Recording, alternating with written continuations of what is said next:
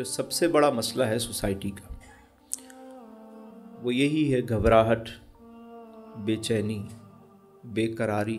ہمارے معاشرے میں سکون آور ادویات سب سے زیادہ بکتی ہیں۔ میڈیسن کے شعبے سے ہمارے وابستہ لوگ بیٹھے ہوئے ہیں، ایسی دوائیں بہت زیادہ ان کی سیل ہے مسلم معاشرے میں۔ وجہ بے سکونی ہے، بے قراری ہے۔ یہ قرار کہاں سے ملتا ہے؟ سکون کہاں سے ملتا ہے؟ یہی بات نیازی صاحب نے سمجھائی کہ جب نہیں ملتی کہیں سے بھی سکون کی دولت، تیری محفل تیرے دیوانے، سکون قلب کے لیے محفل ہوتی ہے، اطمینان قلب کے لیے۔ اب دیکھیے کہ جسے دیس میں سکون نہ ملے اسے پردیس میں سکون کیا ملے گا؟ جسے گھر میں راحت نہ ملے اسے گھر سے باہر فرحت کہاں سے ملے گی؟ سکون کیسے ملتا ہے؟ انسان کو جو پسند ہے اسے حاصل کر لے، یا پھر جو حاصل ہے اس کو پسند کر لے، سکون آ جائے گا۔ سکون حاصل کرنے والے تختہ دار پر بھی پرسکون نظر آتے ہیں، اور مضطرب رہنے والے تخت شاہی میں بھی بے چین نظر آتے ہیں۔ آپ نے دیکھا ہوگا سکون اللہ تعالیٰ نے کبھی بھی مادی اشیاء میں نہیں رکھا۔ ہم سمجھتے ہیں کہ ہم گاڑی اچھی لے لیں گے سکون مل جائے گا، گھر بڑا بنا لیں گے سکون مل جائے گا، اے سی لگا لیں گے سکون مل جائے گا۔ یہ چیزیں ہمیں آرام تو دے سکتی ہیں، سکون نہیں دے سکتی۔ کیوں؟ کیونکہ اللہ رب العزت نے سکون کو اپنے پاس رکھا ہے۔ سکون باہر کی چیز نہیں ہے، مادی شے نہیں ہے، سکون اندر کی چیز ہے۔ ہم آرام کی طلب میں بے آرام ہو رہے ہوتے ہیں۔ ہم ایک چیز لے کر آتے ہیں، ہم سوچتے ہیں کہ شاید اس سے ہمیں آرام ملے گا، گاڑی لے آئے کہ یہ ہمیں آرام دے گی، پتہ چلا اب گاڑی کی فکر ہی ستا رہی ہے، کوئی شیشہ نہ لے جائے، وہی چیز ہمیں ڈسٹرب کر دیتی ہے۔ ہم سمجھتے ہیں کوئی بڑا گھر لے لیں گے تو آرام مل جائے گا، اب پریشان ہیں کہ بھئی بڑا گھر ہے، لوگ دیکھتے ہیں، نظریں لگتی ہیں، بڑا عجیب ٹینشن میں ہے۔ تو سکون ہمیشہ اندر سے ملے گا، کبھی بھی باہر سے نہیں ملے گا۔ ایک بات ہمیشہ یاد رکھیں کہ جسے آج سکون نہیں ملا، لمحہ موجود میں جو سکون حاصل نہیں کر سکا، ہم سمجھتے ہیں کہ کل سکون مل جائے گا، پرسوں سکون ملے گا، یہ گھبراہٹ ہماری ختم ہو جائے گی۔ بھائی جو حاصل ہے اس پہ راضی ہو جائیں، آپ پرسکون ہو جائیں گے۔ اللہ کے رسول صلی اللہ علیہ وسلم نے یہی بات بتائی، فرمایا دنیا کے معاملے میں اپنے سے نیچے دیکھو، پرسکون ہو جاؤ گے۔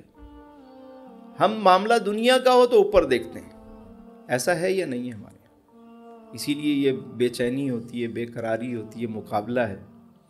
مقابلہ صحابہ کرام بھی کرتے تھے مگر نیکیوں کے معاملے میں۔ ایک صحابی اگر آدھا مال لاتے تو دوسرا پورا اپنے گھر کا مال لے آتے، یہ مقابلہ تھا ان کا۔ وہ ڈھونڈتے تھے کہ کوئی نیکی کا طریقہ پتہ لگ جائے، کوئی ایسا عمل۔ میرے حضور کسی کے بارے میں فرماتے کہ جنتی آ رہا ہے تو صحابہ کرام کو یہ فکر ہوتی کہ یہ کون سا ایسا عمل کرتے ہیں کہ حضور نے جنت کی بشارت دی۔ وہ یہ ڈھونڈتے تھے۔ ہم کیا ڈھونڈتے ہیں؟ ہم ڈھونڈتے ہیں کہ بھائی اس نے کیا پہنا تھا، اس نے کیا کھلایا تھا، اس نے کیا بنایا ہے، اس نے کون سی چیز لی ہے۔ دوسروں پہ دیکھ دیکھ کے اپنا سکون برباد کر دیتے ہیں۔ جو راضی ہو گیا، اللہ کی دی ہوئی نعمتوں پر راضی ہو گیا، وہ پرسکون ہو گیا۔ کیا خوبصورت بات حضرت واصف علیہ رحمہ نے فرمائی۔ آپ فرماتے ہیں کہ آج کا سب سے بڑا مسئلہ خود گریزی ہے، خود سے گریز کرنا، اور فرماتے ہیں کہ سکون تو خود شناسی میں ہے۔ سکون جو ہے وہ اپنی تلاش میں ہے، باہر نہیں ہے۔ استاد فرماتے ہیں کہ آج کا انسان سکون کی خاطر آسمانوں کے دروازے کھولنے میں لگا ہوا ہے، مگر وہ دل کے تالے کھولنے کی فکر نہیں کرتا، اپنے اندر اپنے من کے تالے نہیں کھولنا چاہتا۔ آج دیکھیں نا، ہمارے یہاں اب ویب 3 اور 5G کا دور شروع ہو رہا ہے۔ اب میٹاورس، اب لوگ وہاں جا کے جو ہے وہ پرچیزنگ لوگوں نے شروع کر دی ہے. کیوں؟ کیونکہ بھائی اور بھی سیارے ہیں، وہاں پہنچیں گے. کس لیے؟ سکون کے لیے. لیکن سکون وہاں کبھی نہیں ملے گا. اللہ نے سکون کو انسان کے اندر رکھا ہے، باہر نہیں رکھا. اسی لیے علامہ اقبال نے بات کی تھی نا، فرمایا تھا کہ اپنے من میں ڈوب کر پا جا سراغ زندگی. تو اگر کسی اور کا نہیں بنتا نہ بن، اپنا تو بن. اور جب اقبال سے پوچھا کہ من کی دنیا کیا ہے، اپنے من میں، فرمایا من کی دنیا، من کی دنیا سوز و مستی جذب و شوق، اور تن کی دنیا سود و سودا مکر و فن. من کی دولت ہاتھ آتی ہے تو پھر جاتی نہیں، اور تن کی دولت چھاؤں ہے، آتا ہے دھن جاتا ہے دھن. پانی پانی کر گئی مجھ کو کلندر کی یہ بات، تو جھکا جب غیر کے آگے نہ من تیرا نہ تن. تو سکون تلاش کرنے جب دوسروں کے پاس جا رہا ہے تو تجھے ملنا تو ویسا ہی نہیں. اگر ڈھونڈنا ہے اپنے من میں ڈھونڈ، اپنے اندر ہے سکون. آپ جس کو بھی سنیں گے، کوئی میڈیٹیشن کی بات کرے گا، کوئی آپ کو جناب وہ مراقبہ، دھیان، سب جتنی چیزیں وہ سب یہی بتائیں گے، اپنے آپ کے اندر ہی ہے سب کچھ. بلکہ حدیث مبارکہ ہے، جس نے اپنے آپ کو پہچانا اس نے اپنے رب کو پہچانا. کیونکہ ہم اپنے آپ کو نہیں پہچانتے. ہم نے ساری دنیا کو ایکسپلور کیا، سرچ کیا، لیکن نہیں سرچ کیا تو اپنے آپ کو نہیں کیا. یہ بیٹھا ہوا ہوں آپ کے سامنے، میرا نام کیا ہے؟ تسلیم رضا. تسلیم رضا کہاں ہے؟ یہ میرا چہرہ ہے، یہ میری نوز ہے، یہ میری آئیس ہے، یہ میرے کان ہیں، یہ میرے دانت ہیں، میرے ہونٹ ہیں، میرا ہاتھ ہے، میرے بال ہیں، یہ میرا جسم ہے، یہ میرا سینہ ہے، یہ میرا دل ہے، یہ میرے پاؤں ہیں. سب کے نام ہیں نا. جو تسلیم رضا ہے وہ کہاں ہے؟ بات سمجھ میں آ رہی؟ بھائی تسلیم رضا یہ بیٹھا ہوا ہے. اچھا اگر یہ تسلیم ہے تو یہ سے کیا مراد ہے؟ یہ تو ہاتھ ہے، یہ تو آنکھ ہے، کان ہے. سب چیزیں الگ الگ نکال کے رکھ دی جائیں تو آپ کیا کہیں گے؟ اس کو کہیں گے یہ ہاتھ ہے، اس کو کہیں گے یہ سر ہے، یہ پاؤں ہے. وہ جو تسلیم رضا ہے وہ کہاں ہے؟ کبھی ہم نے غور کیا کہ میں کہاں ہوں؟ جو میں ہوں وہ کہاں ہوں؟ میں کون ہوں؟ جب بندہ اس راز کو پا لیتا ہے وہ اپنے رب کو پہچان جاتا ہے. سارے صوفی یہی بات سمجھاتے رہے کہ اپنے من میں ڈوب، اپنے آپ کو پہچان. تو کون ہے؟ تو ہے کون؟ اور جس کو یہ والی دنیا مل جاتی ہے نا، جس کو من کی دولت مل جاتی ہے، پھر اسے ساری نعمتیں مل جاتی ہیں. میرے پاس کئی لوگ آتے ہیں، دعا کے لیے بھی آتے ہیں، کنسلٹنسی کے لیے بھی آتے ہیں، اپنے اپنے مسائل کے لیے بھی آتے ہیں. لیکن کبھی کوئی ایسا بندہ نہیں آتا جو یہ بات آ کے پوچھے. کوئی اپنے آپ کو نہیں پہچاننے کی بات کرتا. ہم ساری دنیا کو جانتے ہیں لیکن نہیں جانتے تو اپنے آپ کو نہیں جانتے. بلکہ ہم لوگ تو اب جو میٹاورس میں لگے ہوئے ہیں، اور میں وہاں گوروں کو دیکھتا ہوں، وہ کھڑے ہو کے اذان سن رہے ہوتے ہیں سکون کے لیے، اللہ کا کلام سن رہے ہوتے ہیں، اذان کو سن کر شیئر کر رہے ہوتے ہیں. جب ان سے پوچھا گیا کہ یہ کیوں سنتے ہو، کہنے ہمیں نہیں پتہ یہ کیا چیز ہے لیکن اس سے ہمیں سکون ملتا ہے. اب تو سورہ رحمان سے جو ہے وہ تھراپی کی جاتی ہے کہ رات کو اگر کسی کو نیند نہ آتی ہے وہ سورہ رحمان سنا کرے، سکون ملتا ہے. یہ سکون کی چیزیں تھیں، اللہ نے اپنے ذکر میں، اپنی یاد میں رکھی ہیں، ہم نے انہیں بھلا دی. قاری عبد الباسط بڑے اچھے قاری گزرے ہیں. ان سے کسی نے پوچھا آپ اتنے بڑے قاری ہیں، کوئی قرآن کا معجزہ بتائیں. اس نے کہا ایک بتاؤں؟ میری تو ساری زندگی یہ معجزات دیکھتے ہوئے گزری ہے. کہنے پھر بھی بتائیں. تو کہنے لگے جمال عبد الناصر کے ہمراہ میں رشیا گیا. یہ قاری صاحب خود اپنا واقعہ اپنے انٹرویو میں بتا رہے تھے کہ میں رشیا گیا تو وہاں پہ کمیونسٹ تھے، سرخ انقلاب کا دور تھا. انہوں نے کہا بھئی یہ ہماری سرخ کتاب ہے، اس کو سنیں آپ، اس کو لے جائیں اور اس کو اپنے ملک میں نافذ کریں. جمال عبد الناصر سنتا رہا ان کی بات. جب دوسری دفعہ وہ گیا رشیا تو اپنے ساتھ قاری عبد الباسط کو لے گیا. قاری صاحب چلیں.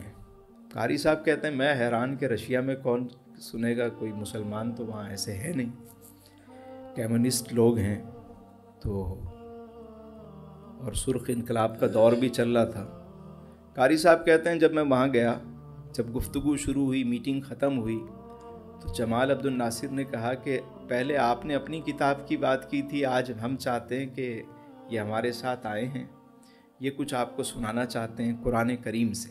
انہوں نے کہا وہ کیا ہے؟ کہا ہماری کتاب ہے. کہا اچھا سنائیں.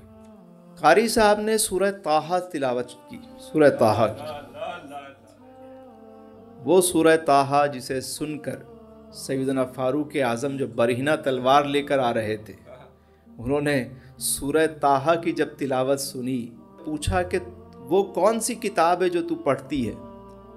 تو ان کی بہن نے جب سورہ طٰہٰ کی آیتیں سنائیں, سیدنا فاروق اعظم کی آنکھوں میں زاروں قطار آنسو, اور اسی عالم میں میرے حضور کی بارگاہ میں حاضر ہو کر مشرف با اسلام ہوئے. تو قاری صاحب کہتے ہیں کہ میں نے اسی مناسبت سے وہاں بیٹھ کر سورہ طٰہٰ پڑھنا شروع کر دی. کہہ رہے ہیں کہ جب میں نے اس کے 2 رکوع پڑھ لیے اور میں نے آنکھ کھولی تو میں نے کیا دیکھا کہ مجمع سارا رو رہا ہے. جمال عبد الناصر صاحب نے پوچھا کہ بھئی تم لوگ کیوں رو رہے ہو, وجہ کیا ہے؟ تو وہ کہنے لگے ہمیں اور تو کچھ نہیں سمجھ آیا, بس یہ آواز اور اس کی تاثیر ایسی تھی کہ ہماری آنکھوں سے خود بخود آنسو نکلنے لگ گئے. یہ وہ کلام ہے کہ پہاڑوں پر نازل کیا جائے تو وہ ریزہ ریزہ ہو جائے. آج بھی قرآن وہی ہے, ہمارا رب وہی ہے, رسول ہمارے وہی ہیں, فرشتے وہی ہیں, زمین وہی, آسمان وہی, بس ہمارا یقین وہ ہو جائے. آج بھی قرآن کی حلاوت وہی ہے. جو پہلی دفعہ سنتا ہے, جو اس کو توجہ سے سنتا ہے, اس پہ اثر ہوتا ہے. اذان ہو رہی ہوتی ہے, ہمیں فکر نہیں ہوتی, ہم قرآن سنتے ہیں لیکن ہماری توجہ نہیں ہوتی, ہم اس کتاب سے محبت ہی نہیں کرتے. مخلوق کی ساری کتابیں ہم نے پڑھ لی, لیکن جو سکون قلب ہے, جو اطمینان قلب ہے, جس میں اللہ نے فرمایا کہ الا بذکر اللہ تطمئن القلوب, کہ دلوں کا سارا اطمینان میرے ذکر میں, میری یاد میں. ہم نے وہ کتاب ہی چھوڑ دی.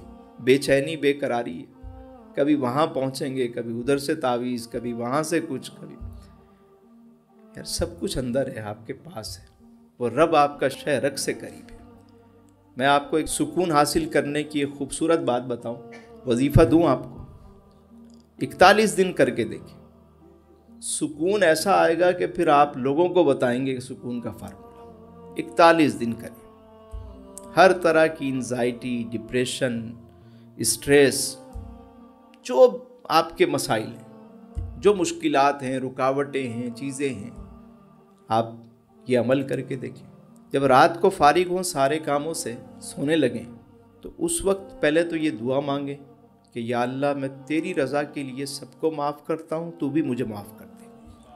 سب کو معاف کرتے ہیں, اپنا دل پاک کریں, صاف کریں, گناہوں سے توبہ کریں. یہ سب کچھ کرنے کے بعد آپ نے 41 دن ایک عمل کرنا ہے.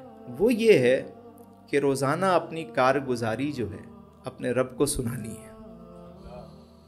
آج صبح میں اٹھا, میں نے نماز پڑھی, پھر میں نے قرآن پڑھا, میں اس ٹائم اٹھا, میں اس کے بعد اٹھ کے ناشتہ کیا, میں آفس چلا گیا, میں نے وہاں یہ کیا.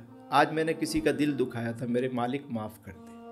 میرے مالک تو نے مجھے بچے عطا کیے ہیں, میں ان کی روزی روٹی کے لیے گیا تھا, رزق حلال کمانے گیا تھا, میرے مالک اس میں برکت دے دے. آج کا دن میرا اچھا گزرا, آج میرا فلاں نے دل دکھایا, آج یہ بات ہوئی. اس کے بعد میں نے نماز پڑھی, اس کے بعد میں نے کھانا کھایا, اس کے بعد میں گھر آیا. آپ روزانہ اپنا احوال اپنے رب کو سنایا کریں, رب سے بات کیا کریں روزانہ, دل ہی دل میں خاموشی کے ساتھ باتیں کرنا شروع کریں, بتائیں اپنی باتیں. آپ چند دن کر کے دیکھیں. بچے ہوتے ہیں نا, اسکول جاتے ہیں, واپس آتے ہیں تو بچے اپنی ماں کو بتا رہے ہوتے ہیں, آج اسکول میں یہ ہوا, آج اسکول میں یہ ہوا, آج ٹیچر نے ڈانٹ دیا, آج ٹیچر نے مجھے اسٹار دیا, یہ اسٹار بنا ہوا ہے, یہاں دیکھیں یہ اسٹار بنا.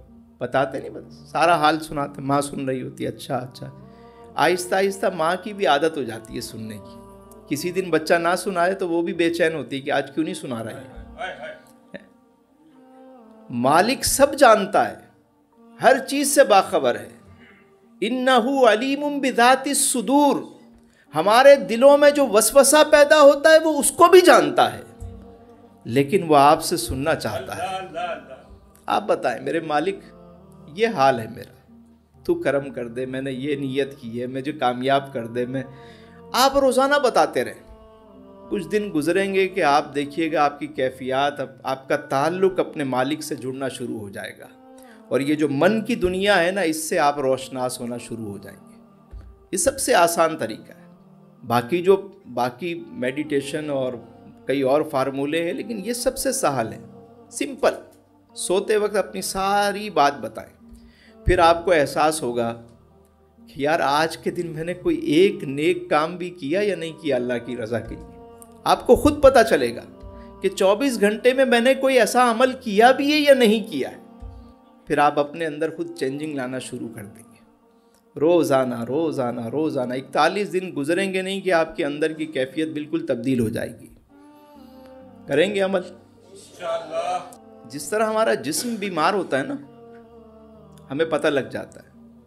کھانسی ہو گئی، مطلب زکام ہو گیا، کوئی اور اس طرح کی چیز ہو گئی، تو ہمیں پتہ لگتا ہے نا کہ بھئی جسم بیمار ہے، فوراً پتہ لگ جاتا ہے.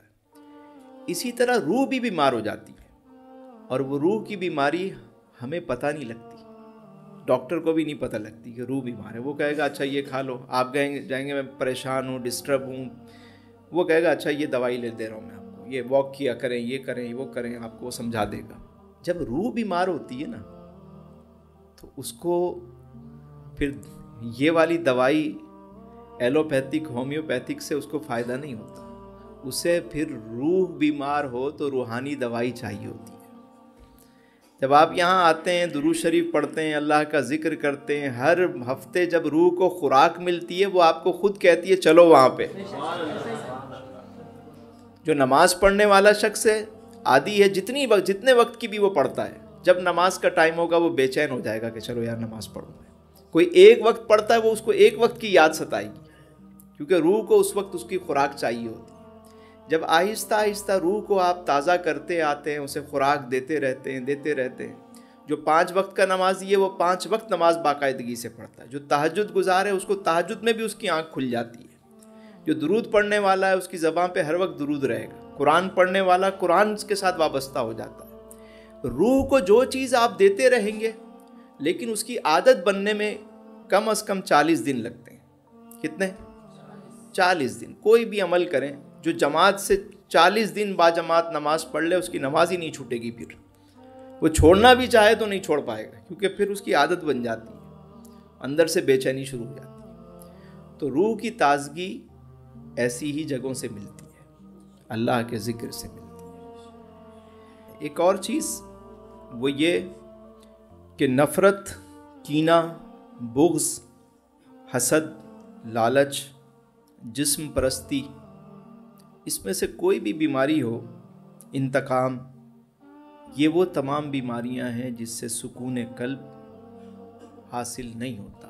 یہ دشمن ہے سکون قلب کی.